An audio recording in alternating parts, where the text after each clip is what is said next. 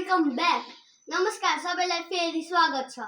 Today I'll tell a story about a good friend. आज म एउटा असल साथीको कथा सुनाउँछु. Life brings people into our lives. जीवनमा धेरै मानिसहरू भेटिन्छ. Some stay, some leave. कोही बस्छन्, कोही जान्छन्.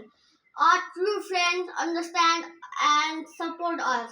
A true friend understands and support us. साच्चीकै साथीले बुझ्छ र साथ दिन्छ. One friend changed my view of friendship. एउटा साथीले मेरो मित्रताको सोच बदलियो. They care and showed me true friends. उहाँको मायाबाट असल थाहा पाए. They showed me true friendship. उहाँको मायाबाट असल मित्रता थाहा पाए. So listen to this short story. अब यो सानो कथा सुन्नुहोस्.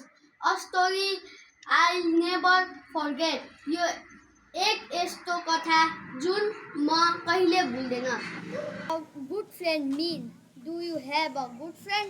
असल साथी भनेको के हो? के तपाईलाई असल साथी छ? Now read the following story and do the activities that follow.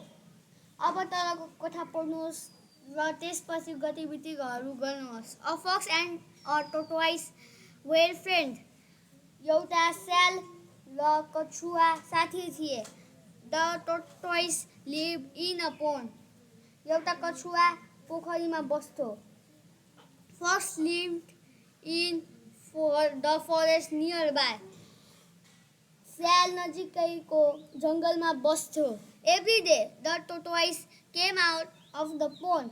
हरेक दिन कछुवा पोखरीबाट बाहिर आउँथ्यो. The fox and the tortoise played happily in the forest. स्याल र कछुवा जङ्गलमा खुसीसाथी खेल्थे. Then the tortoise went back into the pond. त्यसपछि कछुवा फेरि पोखरीमा फर्किन्थ्यो.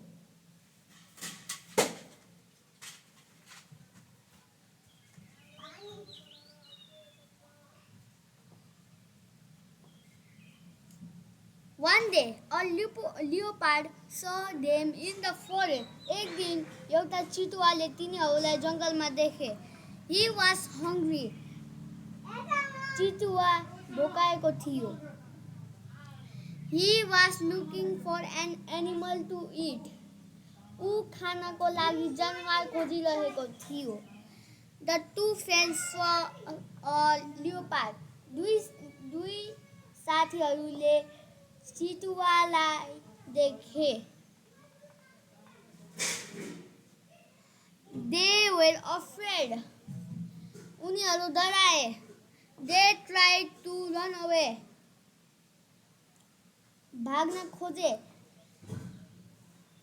The fox ran away fast. स्याल छिटो दौडियो.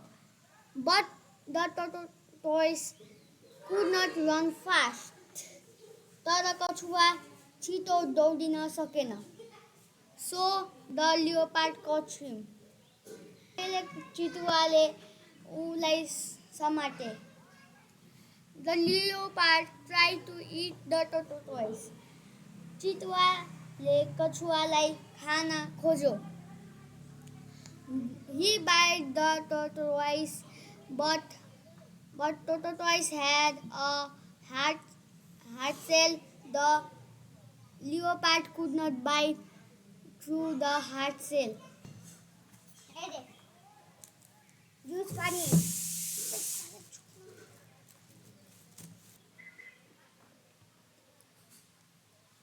The fox wanted to save his friend. He came near leopard and said, Mr. Leopard, I know you can crack the shell. First, you must make it soft. Then you can easily break the shell and eat him. The leopard said, Thank you for the idea, for fox. I shall put him into the pond from some time to make it soft. The fox wanted to save his friend. स्याल आफ्नो साथीलाई बचाउन चाहन्थ्यो. He came near leopard and said, Mr. Leopard, I know you can crack the shell. ऊ चितुवा नजिक आयो र भन्यो, श्री चितुवा, मलाई थाहा छ तिमीले तो खोल फुटाउन सक्छौ. First you must make it soft. पहिला तिमीले यसलाई नरम बनाउन पर्छ.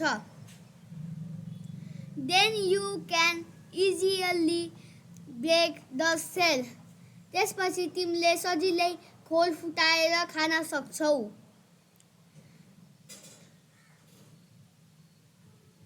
The leopard said. चितुवाले भन्यो, Thank you for the idea. विचारको लागि धन्यवाद. स्याल, I shall put him into the pond from some time to make it soft. म उसलाई नरम बनाउन केही समयको लागि पोखरीमा राख्छु. The leopard threw the tortoise into the pond. चितुवाले कछुवालाई पोखरीमा फाल्यो. But the tortoise lived in the pond. तर कछुवा पोखरीमा बस्थ्यो. He quickly swam away. ऊ छिट्टै पौडी खोलेर भाग्यो. The leopard was very angry. चितुवा धेरै रिसाएको थियो. He no wanted to eat the fox. अब ऊ स्याललाई खान